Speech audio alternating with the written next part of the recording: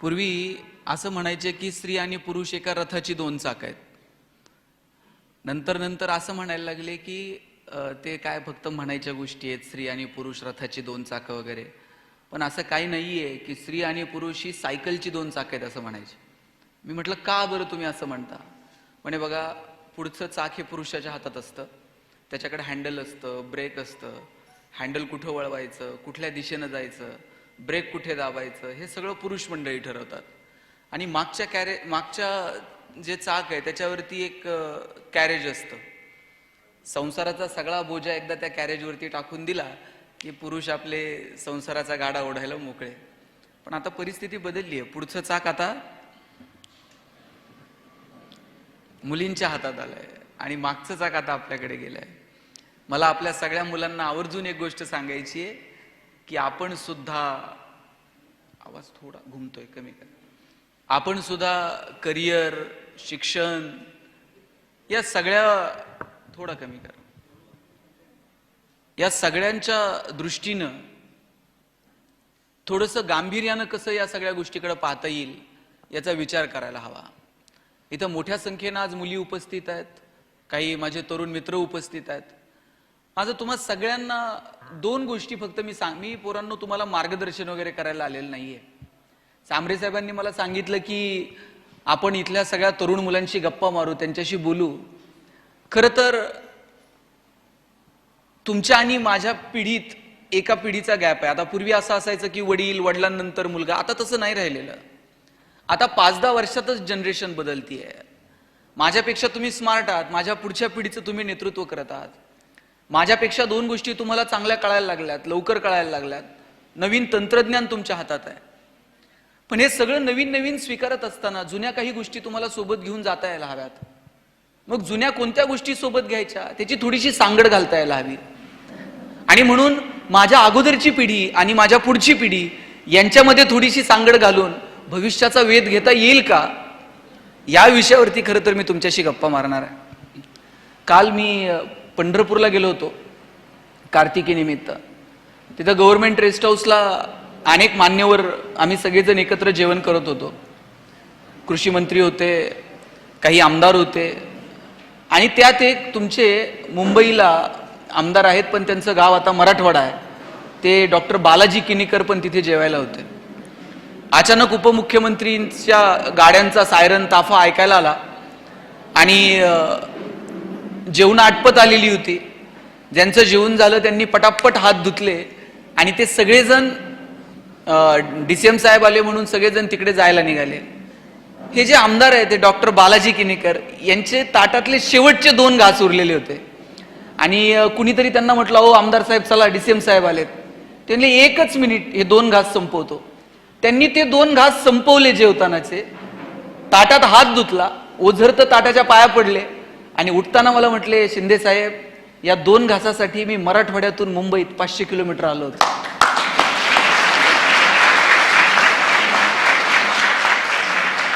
ते 2 शब्द ते बोलले आणि ते कालपासून आज प्रवासापर्यंत मी ते विसरू शकलो नाही की एक माणूस शेवटचे ते 2 घास संपवतो, ताटात एकही घास उष्टा टाकत नाही, ओझरत उठता उठता ताटाच्या पाया पडतो आणि म्हणतो या 2 घासांसाठी आम्ही मराठवाडा सोडून 500 किलोमीटर मुंबईला आलो. पोरांनो, ही आधीची पिढी होती. ही आधीची पिढी अशी होती, ताटात उष्ट ठेवणार नाही. ही आधीची पिढी होती, घरात आलेल्या माणसाला जेवल्याशिवाय जाऊ देणार नाही. काटकसरी त्या सगळ्या लोकांनी प्रपंच केला. आता वडिलांना 500 रुपये पॉकेट मनी आपण सहज मागतो आणि वडिलांनाही वाटत असतं की अरे आम्हाला नाही मिळालं, चला आमच्या पोरांना ते मिळायला हवं. ते 500 रुपये खर्च करताना किंचितचाही विचार आमच्या मनात येत नाही, खरंच आम्ही या अनाठाई खर्च करतोय का? खरंच हे खर्च करताना याची आम्हाला गरज आहे का? मी म्हणत नाही तुम्ही कंजूस सारखं वागा, पैसे खर्च करू नका. पण कुठे पैसे खर्च करायचे, कुठे वाचवायचे, काय जपायचं, काय टिकवायचं, मला वाटतं याचं थोडंसं तारतम्य जर मागे डोकावून आपल्याला घेता आलं ना तर आपलं भविष्य सुंदर असू शकेल. तुम्ही जुनी माणसं बघा आपल्या घरातली, पाण्याचा अर्धा ग्लास पिली आणि अर्धा ग्लास जर उरला तर असं रस्त्यावरती फेकत नव्हते. दारातल्या एखाद्या कुंडीला ओतायचे, कुठल्या तरी एखाद्या झाडाच्या बुडाशी ते पाणी घालायचे. पाण्याचा अर्धा ग्लास सुद्धा वायाला जाऊ नये ही आपल्या आधीच्या पिढीची मानसिकता होती. हो, एवढंच काय साहेब, घरात जर पाहुणे आले आणि पाहुणा जर जायला निघाला 2 दिवस मुक्काम करून, सगळं घर त्याला वाटं लावायला जायचं. आणि एसटीला वाटं लावायला जर घरातली माणसं गेली आणि पाहुण्यानं बेल पडल्यानंतर गाडी पुढे गेली आणि पाहुण्यानं नुसता असा खिडकीतनं हात केला ना, तरी सोडवायला आलेल्या माणसांचे डोळे पाणावत होते. इतकी माणसं भावनाशील होती, इतकी माणसं म्हणजे त्यांच्यामध्ये त्या भावना होत्या. आता मी बघतो अंत्यविधीला जरी लोक गेली ना, तिकडे प्रेत जळत असते, इकडे लोक मोबाईलमध्ये खेळत असतात. आपल्यातल्या भावना आपल्याला जिवंत ठेवाव्या लागतील. तुम्ही डॉक्टर व्हाल, तुम्ही इंजिनियर व्हाल, तुम्ही पैसे कमवाल, तुम्ही उद्योग व्यवसायात याल, पण आपल्यातला माणूस पण जिवंत आहे का? आपल्यातला माणूस जगतोय का? मला वाटतं या गोष्टींचा विचार करण्याची मित्रांनो ही वेळ आहे. काल मी पेपरला वाचत होतो, राजस्थानमध्ये बॉन्डवरती मागच्या 2 वर्षामध्ये 500 मुलींची विक्री झाली.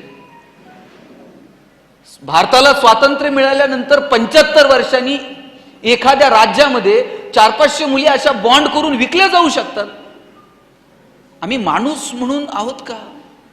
आम्ही कॉलेजला होतो त्यावेळेस APJ अब्दुल कलाम साहेबांची भाषणं आम्ही फॅन होतो.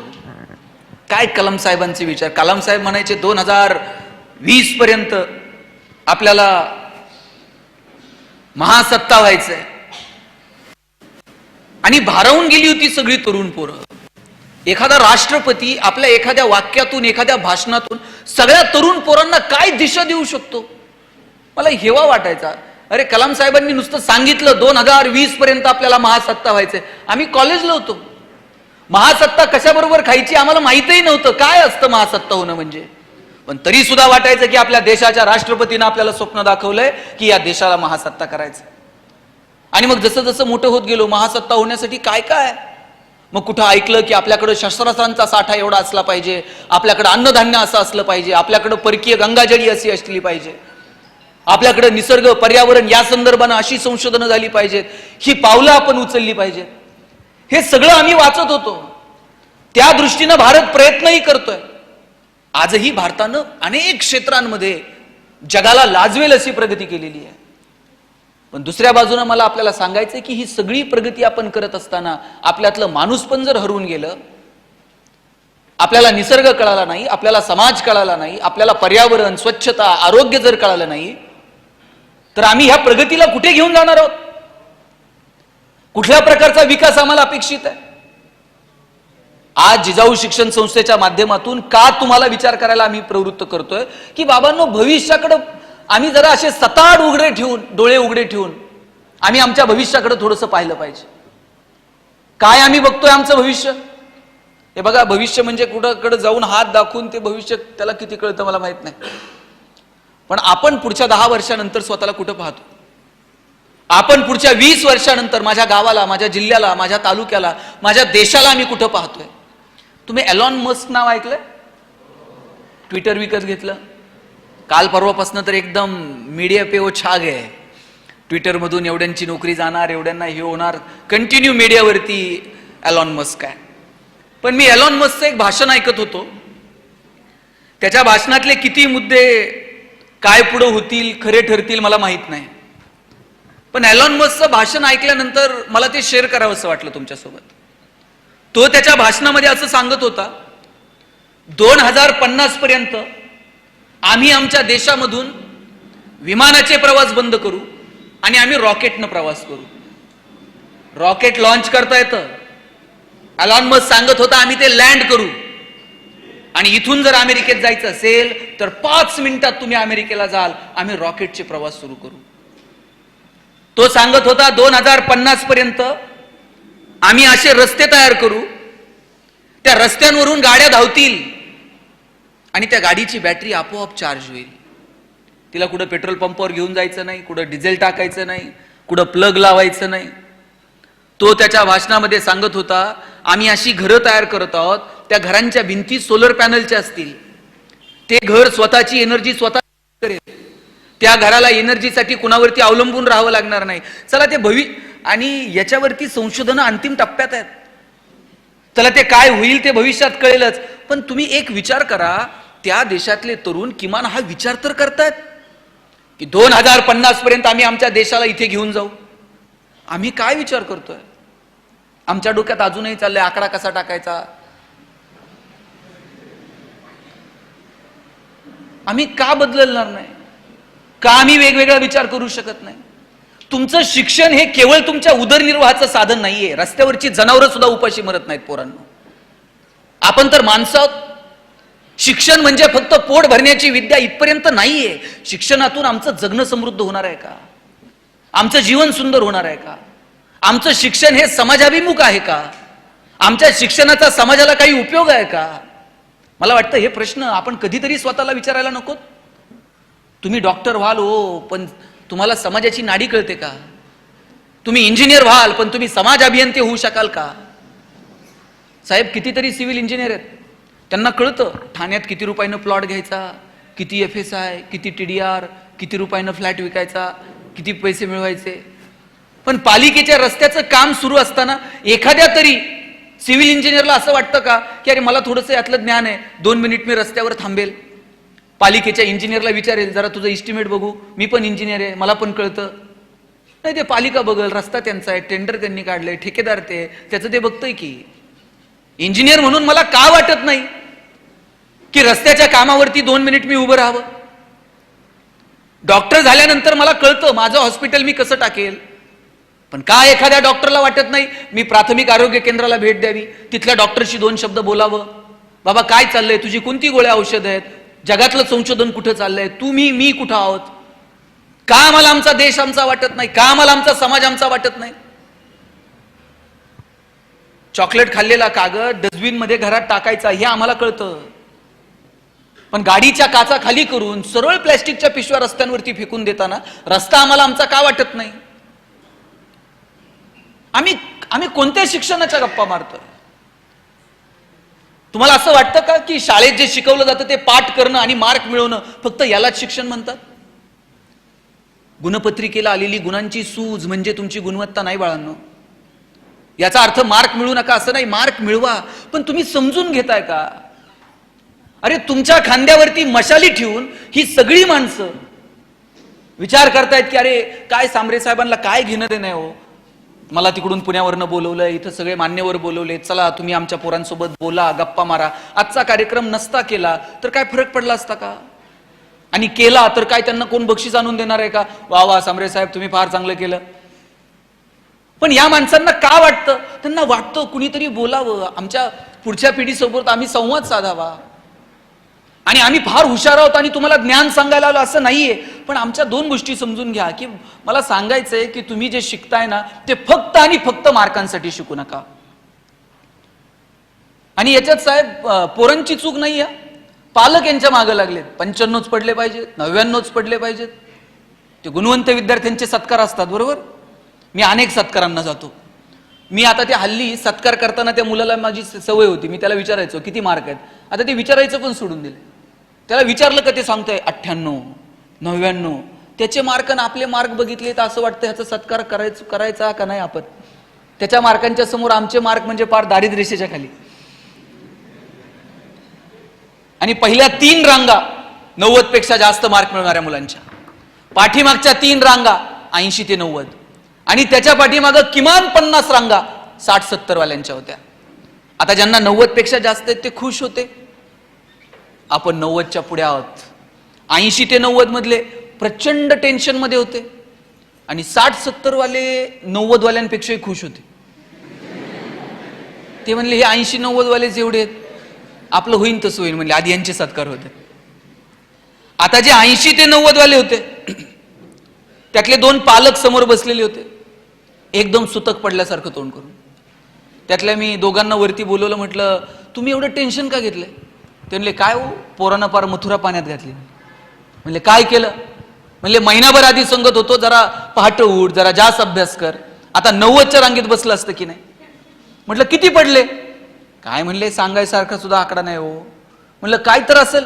म्हणले काय त्याला 88-89% काहीतरी मार्क पडलेत. म्हटले आता त्या मुलाला 89% मार्क मिळाले याचा आनंद पालकांना नाही, पण त्याला 90 मिळू शकले नाहीत याचं मात्र दुःख आहे. मग मी दोघा नवरा बायकोंना विचारलं तुम्हाला 10वीत किती होते? दोघांच्या मार्काची बेरीज केली तरी 90 होत नव्हती, आणि त्यांना टेन्शन होतं की पोराला 90 मिळू शकले नाही. मी म्हणत नाही मार्क मिळू नका, चांगले मार्क मिळवा, त्याच्यासाठी प्लॅनिंग करा, अभ्यास करा. परंतु केवळ तुमच्या गुणपत्रिकेला आलेली तुमची गुणांची सूज म्हणजे गुणवत्ता नाही, हे पण समजून घ्या. फक्त पाठांतर करून तुम्ही पेपरला अरे समजून घ्या. भूगोल शिकतायत ना, भूगोलातले अक्षांश आणि रेखांश असे डोळ्यासमोर उभे राहिले पाहिजेत. गणिताच्या तासाला गणितातले आकडे असे डोळ्यासमोर खेळले पाहिजेत. इतिहास शिकत असताना इतिहासातली पात्र तुमच्या नजरेसमोर आली पाहिजेत. मराठीतल्या धड्यांचे लेखक आणि कवी त्यांनी तुमच्याशी संवाद साधला पाहिजे. लॅबोरेटरीमध्ये जाऊन जर तुम्ही काही प्रयोग करत असाल तर तिथल्या सायंटिस्ट सोबत तुम्ही गप्पा मारल्या पाहिजेत. इतकं समरस तुम्ही तुमच्या अभ्यासासोबत झालं पाहिजे. पण दुर्दैवानं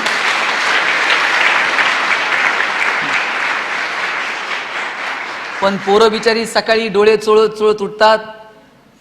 सकाळी अशी गाडीत पोरं कुंबली जातात, त्या गाड्या त्यांना शाळेत घेऊन येतात. शाळा सुटली का घरी जाऊच पोरग जेवतंय ना जेवतंय ते लगेच त्याला ट्युशनला पाठवलं जातं. ट्युशनवरून येऊन ते दप्तर टाकताय ना टाकताय तोच त्याला परत कुठल्या तरी वेगळ्या क्लासला पाठवलं जातं. त्याला सेल्फ स्टडी, विचार, चिंतन, मनन इतकं एंगेज करून टाकलंय पोरांना नको नको त्या ऍक्टिव्हिटीज मध्ये की मुलांना चिंतनाला वेळच मिळत नाहीये. आणि जिकडून तिकडून वेळ मिळाला का मग पोरं मोबाईलमध्ये आहेत. काल टाकलेल्या फोटोला किती लाईक्स, किती कमेंट्स, फेसबुकवर कुणी काय बोलतंय. अरे काय मला सांगा, मोबाईल वाईट नाही, मोबाईल खूप चांगलं साधन आहे. विदिन अ सेकंद तुम्ही जगापर्यंत पोहोचता इतकं चांगलं साधन आहे मोबाईल. पण तो किती वापरावा, कशासाठी वापरावा याचं तारतम्य आपल्याकडे असलं पाहिजे. साहेब, भारत हा मोबाईल वापरणाऱ्या अग्रगण्य देशांमध्ये आज भारताचा नंबर लागतो. सगळ्या जगातल्या नेटवर्क कंपन्या भारतातल्या पब्लिकवरती डोळे ठेवून आहेत की आम्हाला इथं नेटवर्क कसं वाढवता येईल. मग आम्हाला फ्री डाटा देऊन टाकलाय. आम्ही दिवसभर एंगेज आहोत मोबाईलवरती. आमच्या तरुण पोरांची मोठी कार्यक्षमता ही मोबाईलवरती वाया जाते. मोबाईल वापरा, तो जवळ असू द्या, पण चांगल्या कामासाठी, योग्य कामासाठी आपल्याला वापरता येईल का. तासन तास सर्फिंग. बरं, त्या सर्फिंग मधनं काय शिकलात? काय तुम्ही सायंटिस्ट कुणाची भाषणं ऐकलीत? काही नवीन संशोधनं बघितलीत? काय कुठे आहोत आपण? हे फेसबुक, व्हॉट्सॲप याच्यावरचे मित्र मैत्रिणी, लाईक्स, कमेंट 5-10 मिनिटासाठी ठीक आहे. पण तासन तास जर आपण त्या आभासी जगात वावरणार असू तर आपण वास्तविकतेपासून फार दूर आहोत, हे आपण समजून घेतलं पाहिजे. तुम्ही मुलांकडे बघा. आणि पोरांचं नाही हो, बापाला वाटतंय मला नव्हता, पोराला घेऊन देते ते मोबाईल. 2-2, 2.5 वर्षाच्या पोरांच्या हातात मोबाईल दिले. आणि बाप असलं कौतुकानं सांगते ना चौकात, मला कळत नाही ते त्याला कळतंय म्हणते मोबाईल मध्ये. एरवी पोरापोरींच्या मोबाईलला पासवर्ड नव्हता, लॉक नव्हतं. पण कॉलेजला जायला लागल्याबरोबर पोरांच्या मोबाईलला पासवर्ड आलाय. आता तर अंगठा लावल्याशिवाय तर ते ओपनच होत नाही. एरवी पोरांचा मोबाईल कुठेही पडलेला असायचा, पण अचानक काही दिवसांपासून तासनतास पोरांच्या हातात मोबाईल असतो. चार्जिंगला लावला तरी ते खुर्ची शेजारी टाकून बसताय. बाथरूम मध्ये जातानाही ते हातात मोबाईल घेऊन जात आहे. झोपतानाही त्याला वाटतंय मोबाईल उशाला पाहिजे. आई बापाला कळायला नको आता आपल्या मुला मुलींसोबत आपल्याला बोलायची वेळ आली आहे म्हणून. पोरं जर आई वडिलांशी कमी बोलत असतील आणि मोबाईलवरती जास्त बोलत असतील तर आम्ही कुठे कमी पडतोय का? मला वाटतं हाही प्रश्न आम्ही एकमेकांना विचारला पाहिजे. सगळंच तरुणांचं चुकतं असं नाही, आम्ही पण गाफील आहोत. आमचा गाफीलपणा या सगळ्या गोष्टींना कारणीभूत आहे का, याचा विचार आम्ही कधीतरी करायला हवा. आणि इथं बसलेल्या सगळ्या तरुण तरुणींना माझं सांगणं आहे, जर कुणी असं म्हणत असेल तरुणाई बिघडलीये, फारच बावळट आहेत, त्यांना अक्कलच नाही, अजिबात तसं नाहीये. पोरं खूप हुशार आहेत, त्यांच्यामध्ये प्रचंड ताकद आहे, प्रचंड एनर्जी आहे. पण या पोरांची एनर्जी कशी वापरायची याचं प्लॅनिंग स्टेजवर बसलेल्या माणसांना करावं लागेल. एनर्जी कॉन्झर्वेशनचा नियम आहे. एनर्जी कधी क्रिएट होते का? सायन्सची पोरं आहेत की नाही? एनर्जी कधी क्रिएट होते का? डिस्ट्रॉय होते का? काय होतं, एका फॉर्म मधून दुसऱ्या फॉर्म मध्ये एखादा फॅन फिरतोय, फॅन फिरत असताना काय होतं, पोटेन्शियल एनर्जीचं रूपांतर कायनेटिक एनर्जी मध्ये होतं.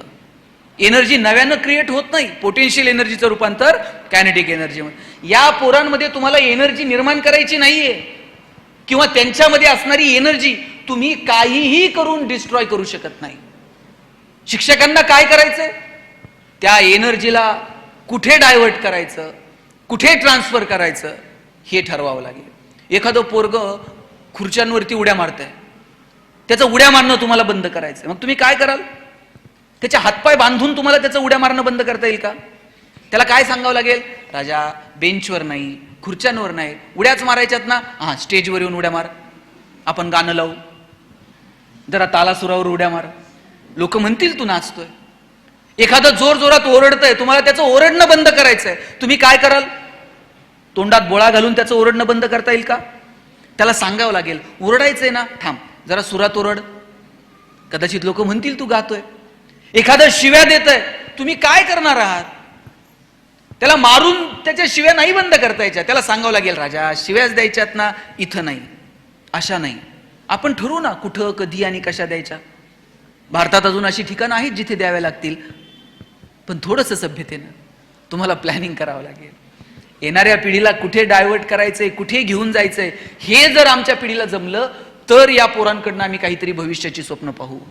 या लेकरांमध्ये प्रचंड ताकद आहे. ही पोरं इतकी हुशार आहेत हो, आणि यांना कळतंय, त्यांना जाणीव आहे त्यांच्या आईवडिलांच्या कष्टांची. जीन्स टी शर्ट मध्ये वावरत असतील, पण ते जुनं काही गोष्टी विसरलेल्या नाहीयेत. 10-5 पोरं विसरली असतील, पण त्यांना पुन्हा नव्या वळणावरती जुन्या गोष्टी घेऊन पुन्हा नवीन काही पाहता येईल का स्वप्न, याच्यासाठी प्रयत्न करणं ही आपली जबाबदारी आहे. आणि म्हणून इथं बसलेल्या सगळ्या तरुण तरुणींना मला आवर्जून सांगायचं आहे, मोठी स्वप्न बघा. इथं 2 फोटो लावलेले आहेत, एक जिजाऊंचा आणि एक सावित्रीमाईचा. यांनी जर मोठी स्वप्न बघितली नसती तर पोरींनो आज तुम्ही इथं अशा आयटीत खुर्चीवर बसल्या असत्या का, पायावर पाय टाकून? जिजाऊंनी त्यांच्या पोराला सांगितलं, शिवबा स्वराज्य निर्माण करावं लागेल. पोरांनो मला सांगा, त्यावेळेस जर जिजाऊ शिवाजी राजांना म्हणल्या असत्या, स्वराज्याच्या भानगडीत पडू नको, ही लोक यांच्याबरोबर ही फार मोठी माणसं आहेत, यांच्या काय नादाला लागू नको, यांच्याबरोबर जमून घे, थोडीशी जहागिरी वाढून घे आणि सगळं व्यवस्थित चालू दे आयटीत, स्वराज्य निर्माण झालं असतं का? आपल्याला स्वातंत्र्य पाहायला मिळालं असतं का? सावित्रीमाई तुम्ही शिकाव्यात म्हणून शाळा काढली मुलींची, आणि मुलींनी शिकू नये याच्यासाठी लोक त्यांना दगडधोंडे घेऊन त्यांच्या मागे लागत होते. रस्त्यानं जाताना त्यांच्या साडीवर चिखल फेकत होते. सावित्रीमाई 2 साड्या घेऊन जायच्या, साडी शाळेत गेल्यानंतर बदलायच्या आणि पुन्हा ती साडी घालून परत इकडे यायच्या. हे का केलं? कशासाठी केलं हे सगळं? का तर तुम्हाला शिक्षण मिळावं, मुलींना शिक्षण मिळावं. हे सहजासहजी तुमच्या माझ्या समोर आलेलं नाहीये. पोरांनो आज तुम्ही मी स्वातंत्र्यात आहोत. भगतसिंग काय मरायचं वय होतं का? अहो तुमच्या माझ्या वयातले भगतसिंग फासावर जायला निघाले, रात्री लेनिनचं चरित्र वाचत होते आणि सकाळी ज्यावेळेस फासावरती जायला निघाले पुस्तक वाचत होते. जेलरने विचारलं, चलो भगतसिंग अब निकलना है. भगतसिंगांनी त्याच्याकडे बघितलं सुद्धा नाही, पुस्तकावरती नजर होती. त्यानं आवाज दिला, भगतसिंग निकलना है, आता फासावर जायचंय. भगतसिंगांनी असा हात केला, पुस्तकावरती नजर आहे, असा हात करून सांगितलं, थांब, एक क्रांतिकारक दुसऱ्या क्रांतिकारकासोबत बोलतोय.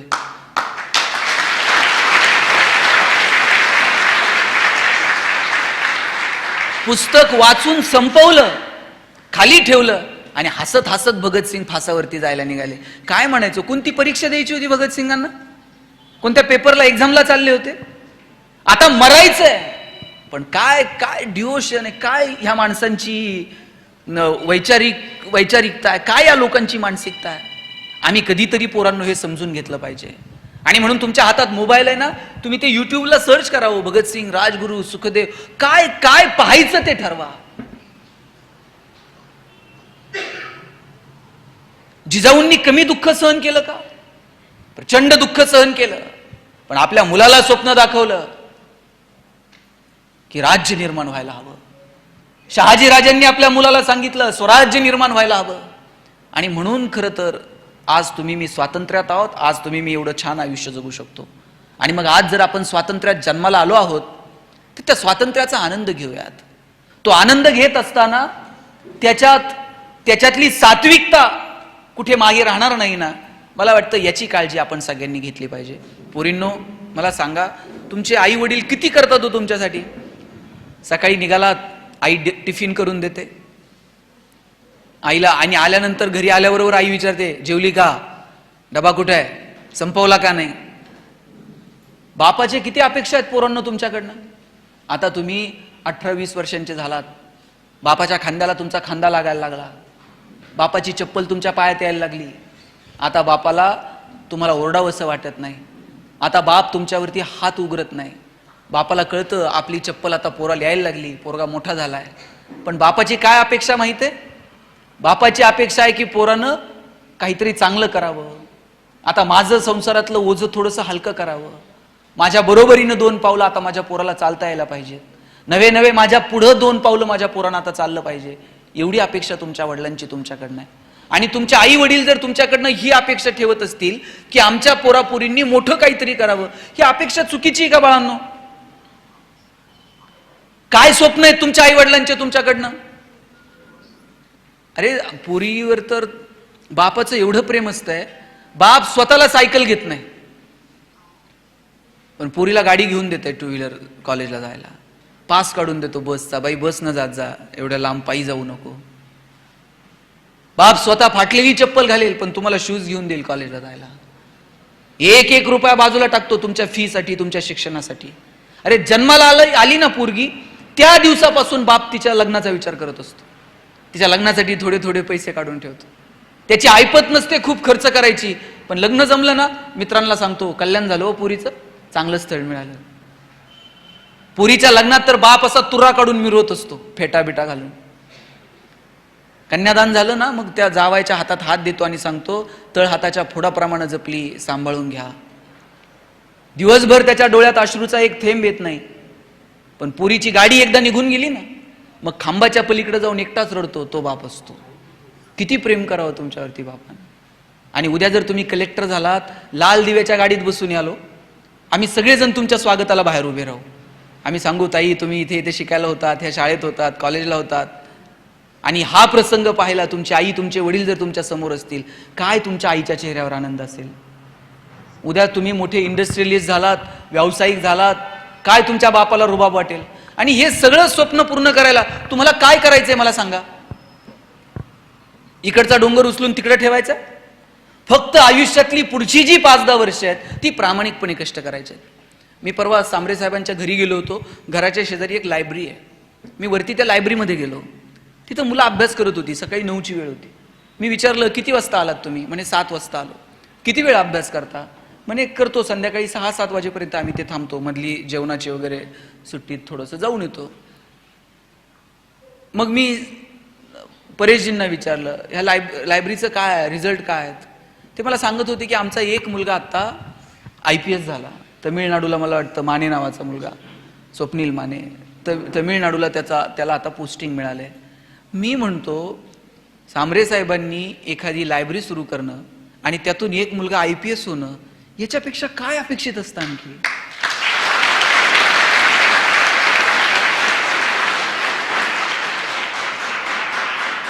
तुम्ही IPS झालात, एखाद्या जिल्ह्याचे SP झालात, पोरांनो, अख्खं जिल्ह्याचं पोलीस प्रशासन तुमच्या हातात येऊन जातं. तुम्ही कलेक्टर झालात, अख्खं जिल्ह्याचं प्रशासन तुमच्या हातात येऊन जातं. तुम्ही CO झालात, अख्खी ZP तुमच्या हातात येऊन जाते. तहसीलदार झालात, अख्खा तालुका तुमच्या हातात येऊन जातो. तुमची सही एखाद्याचं आयुष्य बदलून टाकते. इतके अधिकार तुम्हाला तिथून प्राप्त होतात. तुम्हाला जर सिस्टीम बदलायची असेल ना, सिस्टीमला शिव्या देत बसू नका. If you want to change the system, first you have to reach there and then you can change it.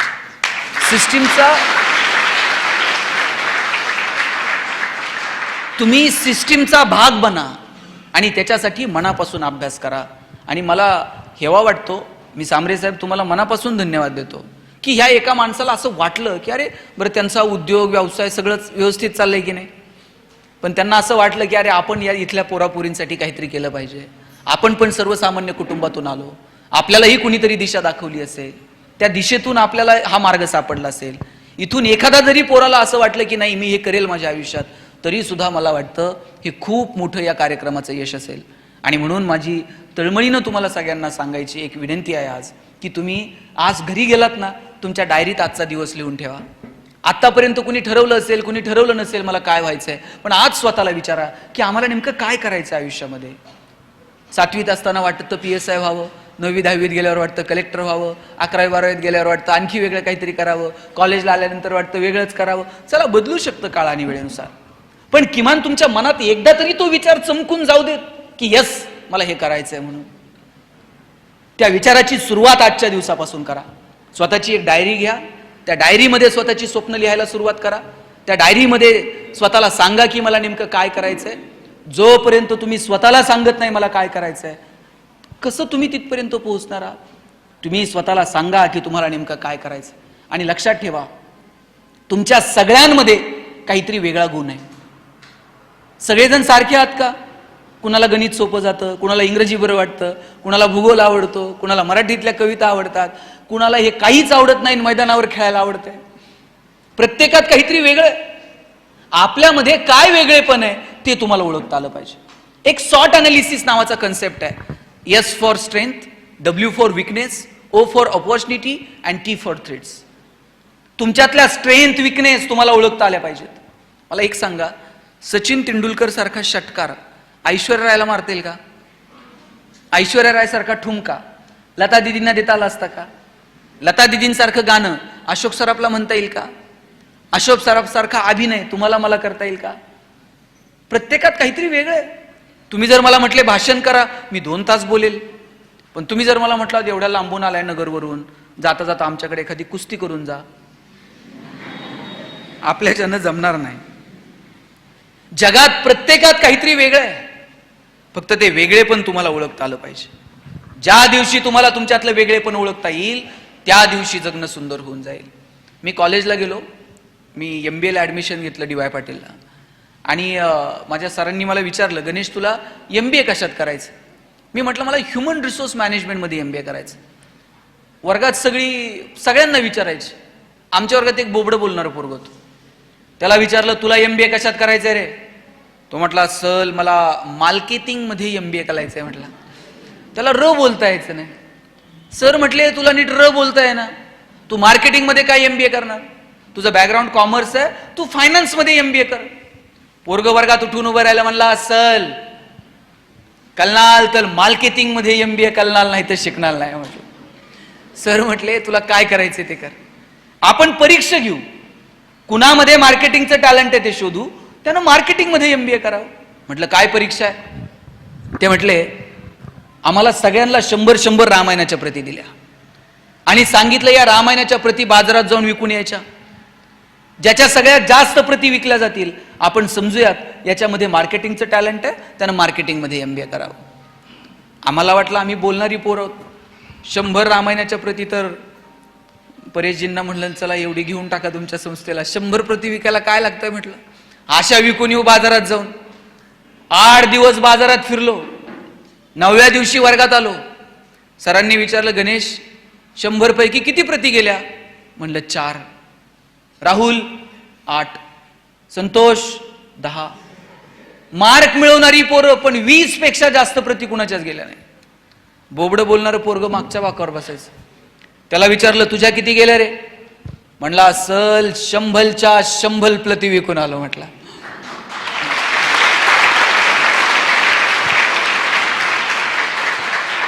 Sir म्हटले कोणती स्ट्रॅटेजी, कोणतं रेफरन्स बुक, काय केलं तू? म्हणला काहीच नाही, मी लोकांच्या दालात द्यायचो, बेल दाबायचो, लोक बाहेर यायची, लोक बाहेर आली की समोर लामायण ठेवायचो आणि सांगायचं हे लामायण इकत घेता का वाचून दाखवू?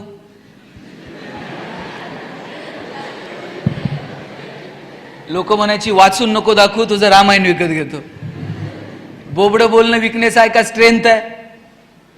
दाबून ठेवला असता तर स्ट्रेंथ ठरला असता का? नाही. आमच्या प्रत्येकात काहीतरी वेगळेपण आहे. फक्त ते वेगळेपण आम्हाला ओळखता आलं पाहिजे. ज्या दिवशी पोरांनो तुम्हाला तुमच्यातलं वेगळेपण सापडेल त्या दिवशी तुमचं जगणं सुंदर होऊन जाईल. शोधा तुमच्यामध्ये काय चांगलं आहे. कुठलीही गोष्ट, आपलं आयुष्य मुळात क्षणभंगूर आहे. आपल्याला माहित आहे का हो? मला सांगा, आपल्याकडे किती प्रॉपर्टी आहे हे सगळ्यांना माहित आहे, बरोबर? पण आपल्याकडे किती वेळ शिल्लक आहे हे कुणाला माहित आहे का? जन्माला येण्याचे संकेत 9 महिने आधी मिळतात, पण आपण जाणार आहोत याचे संकेत 9 मिनिट पण आधी मिळत नाही. आपल्याला जर 9 महिने आधी पत्र आलं, हां तुमचं आटपलं, आता हिशोब करून घ्या, काय अवस्था होईल माणसाची. पण नाही, ते संकेत मिळत नाहीत. 130-135 कोटी लोकसंख्या आहे भारताची. हजारो लोक रोज जन्माला येतात आणि मरतात. त्यांच्या नावाची नोंद सुद्धा इतिहास ठेवत नाही. आपल्यालाही त्यांच्याचपैकी एक व्हायचंय का? आले गेले काही नाही, कोणाला घेणं देणं. आपल्याला जर वाटत असेल की इतिहासानं आपल्या येण्याची आणि जाण्याची नोंद ठेवावी, तर तसं कर्तृत्व आपल्याला करावं लागेल. आणि त्यासाठी फक्त स्वतःसाठी जगून चालत नाही, आपल्याला थोडंसं इतरांसाठी जगता येईल का? मी म्हणत नाही तुमचं सगळं सोडा आणि इतरांसाठीच काम करत बसा, पण तुमच्या दारात जर पोरांनो बाग फुलून आली ना, त्यातली 2 फुलं इतरांना द्या. तुमचे सूर जुळून आले, 2 गाणी इतरांसाठी गा. तुमच्या दारात आभाळ भरून आलं, उंजळभर पाणी इतरांना द्या. आणि तुमची उंची जर आभाळाला टेकली तर अशाच मानावर करून बघू नका, थोडंसं खाली झुका. आणि जी माणसं मातीत मिसळतात, त्या मातीत मिसळणाऱ्या माणसांना थोडं तरी वरती उचलून घेता येईल का? मला वाटतं याच्यासाठी प्रयत्न करा. तुमचे आईवडील तुमच्यासाठी टाळ्या वाजवतील, इतके मोठे व्हा. तुम्ही म्हणाल मोठे होण्याची काय व्याख्या आहे? किती मोठं व्हायचं? किती मोठं झालं तर आमच्या पुढं कोणतर असणारच आहे. आम्ही पहिले कधी येणार आहोत? तुम्ही पहिले कधी याल माहित आहे? जगाच्या स्पर्धेत मला माहित नाही तुम्ही किती वेळ याल, पण तुमच्या आई वडिलांच्या नजरेत तुम्ही हिरो झालात ना, समजायचं आपण पहिले आलो जगात.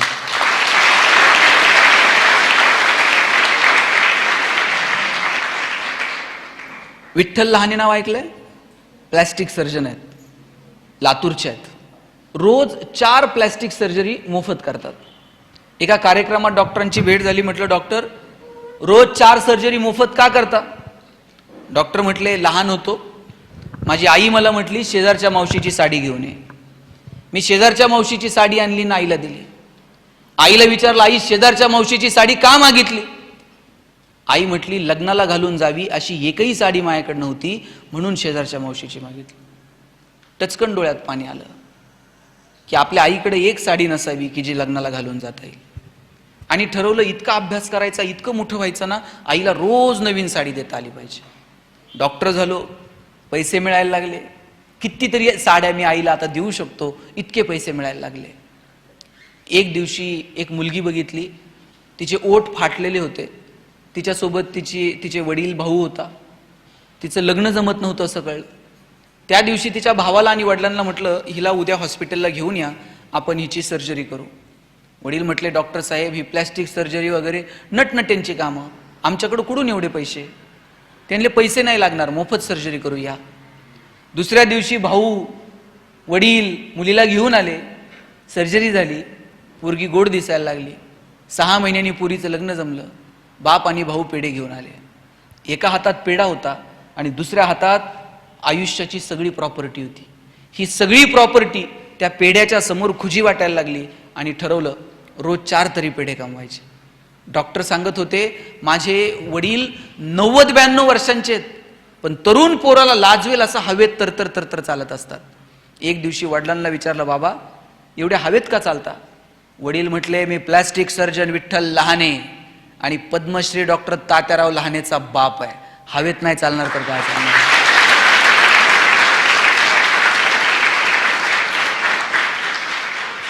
आपल्या बापाला आपल्याकडे बघून हवेत चालावं वाटलं पाहिजे. अरे वा, काय पुरीनं कर्तृत्व केलं, काय माझा पोरगा जन्माला आला. मला वाटतं हे आपल्या आईवडिलांना सांगता आलं पाहिजे. आणि याच्यासाठी म्हणून प्रामाणिकपणे अभ्यास करा. मी सांबरे साहेबांच्या हॉस्पिटलला भेट दिली. कितीतरी सर्जरी तिथे मोफत होतात, कितीतरी ग्रामीण भागातून लोक तिथे येतात, कितीतरी लोकांवरती तिथे उपचार केला जातो. मला वाटतं हे साहेब, या पवित्र व्यासपीठावरून मी आपल्याला सांगतो, निसर्गाचा नियम आहे, तुम्ही 1 दाणा पेरला तर त्याचे 1000 दाणे उगवतात. तुम्ही जेवढं समाजाला द्याल ना, त्याच्या कितीतरी पटीनं हा समाज भरभरून तुम्हाला परत करेल. निसर्ग कुणाचंही उसनं ठेवत नाही. म्हणून तुम्ही ज्या या लेकरांसाठी करताय, शाळा कॉलेजांसाठी करताय, त्या दिवशी गप्पा मारता मारता मी सहज त्यांच्याशी बोलत होतो. ते म्हटले की मी इथं शाळा सुरू करण्यापाठीमागचा उद्देशच हा होता, का बरं आपल्या ग्रामीण भागातल्या आदिवासी पाड्यातल्या पोरांना चांगलं एज्युकेशन मिळू नये, का क्वालिटी एज्युकेशन त्यांना मिळू नये. मोठमोठ्या शाळांमध्ये 60-65 हजार, अहो त्यांची 65,000-70,000 वर्षाचं इन्कम नाही. आणि 60-65 हजार रुपये ते उत्पन्न शाळेत फी कशी भरू शकतील? आणि म्हणून ही लेकरं सुद्धा शिकली पाहिजेत. या पोरांना सुद्धा माणूस म्हणून घडण्याचा, मोठं होण्याचा अधिकार नाही आहे का?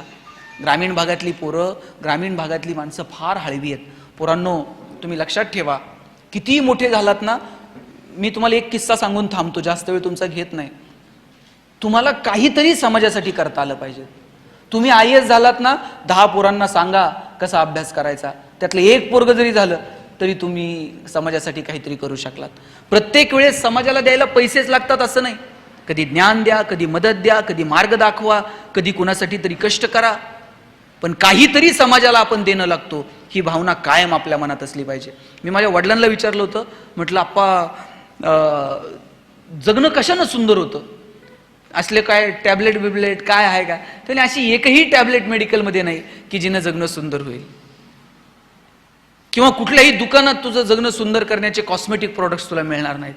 म्हटलं मग कशानं जगणं सुंदर होतं? ते म्हटले तुला एक गंमत सांगतो.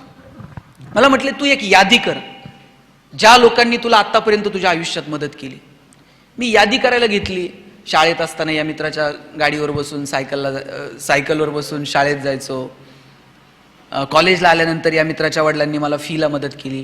पुण्यात शिकायला आल्यानंतर याच्या रूममध्ये राहायचो. अशी मी 100-150 लोकांची यादी केली. म्हणलं या लोकांनी मला मदत केली आजपर्यंत. वडील म्हणले अरे वा, ती माणसं तुला अजून आठवतात की ज्यांनी तुला मदत केली आहे, याचा मला हेवा वाटतो. म्हणले आता दुसरी यादी कर. म्हणलं दुसरी यादी काय? म्हणले तू आतापर्यंत किती लोकांना मदत केली त्याची एक यादी कर. मग मी ती यादी तयार करायला घेतली. आठवून मला आठवत नव्हतं मी कुणाला मदत केली. 5-6 इकडची तिकडची नावं लिहिली. म्हटलं या 5-6 लोकांना मी पण आयुष्यात मदत केली. वडील म्हटले ज्या दिवशी तुझी दुसरी यादी पहिल्या यादीपेक्षा मोठी होईल ना, त्या दिवशी आपोआप तुझं जगणं सुंदर होईल.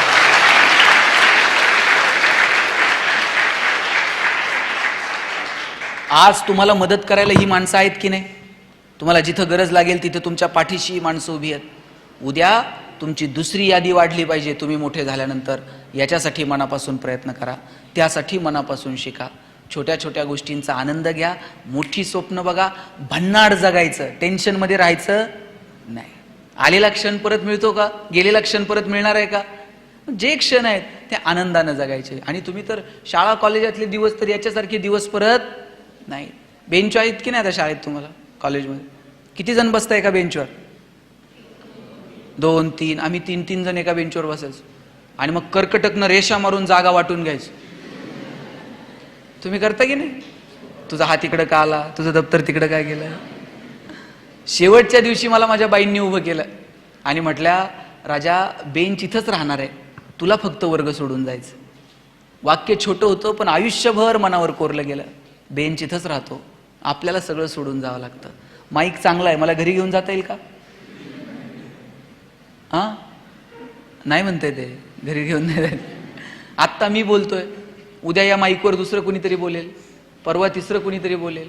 तुम्ही ज्या खुर्च्यांवर बसलाय त्या अजून 5 मिनिटं तुमच्या, 5 मिनिटानंतर कुणीतरी ते भरून गाडीत टाकून घेऊन जाईल. उद्या दुसरं कुणीतरी त्या खुर्च्यांवर बसेल. आपण कुणीच मालक नाही होत, लक्षात घ्या. आपण सगळे विश्वस्त आहोत, ट्रस्टी आहोत. सांभाळायचं, पुढच्या कुणाच्या तरी हातात द्यायचं आणि निघून जायचं. आपण कुणीही मालक नाही होत. म्हणून पुढच्या लोकांना त्याचा आनंद वाटेल असं कर्तृत्व आपल्याला निर्माण करता येईल का? मला वाटतं याच्यासाठी प्रयत्न करा. लक्षात घ्या, मानवजातीचा इतिहास नावाचं एक पुस्तक आहे, तुम्ही वाचा मुलांनो. परत भालचंद्र नेमाडेंचे हिंदू वाचा. अनेक पुस्तकं आहेत. किमयागार वाचा, अच्युत गोडबोलेंनी लिहिलेलं. चांगली पुस्तकं तुम्ही वाचली पाहिजेत. शाळेत लायब्ररी आहे ना, लायब्ररीतली अवांतर पुस्तकं आणली पाहिजेत, वाचली पाहिजेत. सिलेबसच्या थोडं पलीकडे जाऊन विचार करावं. तुम्ही फक्त सिलेबसमध्ये अडकलेले आहात आणि ते पण मार्कांसाठी.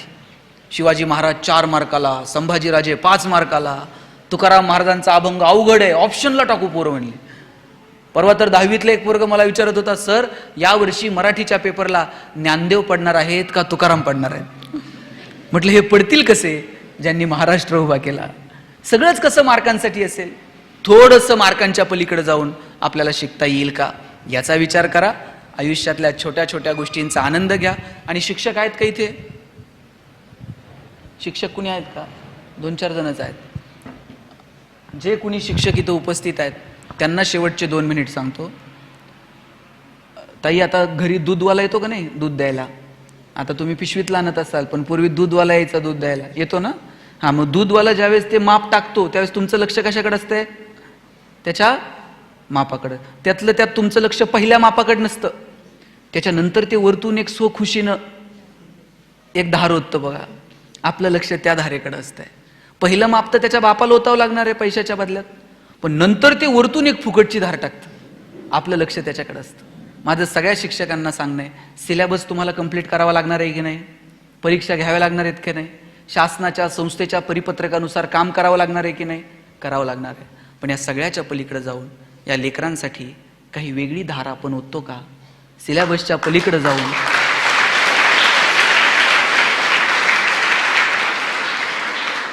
आपण या पोरांच्या भविष्यासाठी काही करतो का? मला वाटतं या सगळ्या गोष्टींकडे लक्ष देण्याची वेळ आहे. आणि या पोरांचं जर भविष्य तुम्हाला शोधायचं असेल ना, ते वर्गपाठाच्या वह्यात, गृहपाठांच्या वह्यात नाही सापडत. यांचं भविष्य, यांचा भूतकाळ, यांचा वर्तमान काळ सगळं तुम्हाला वह्यांच्या मागच्या पानात सापडतं.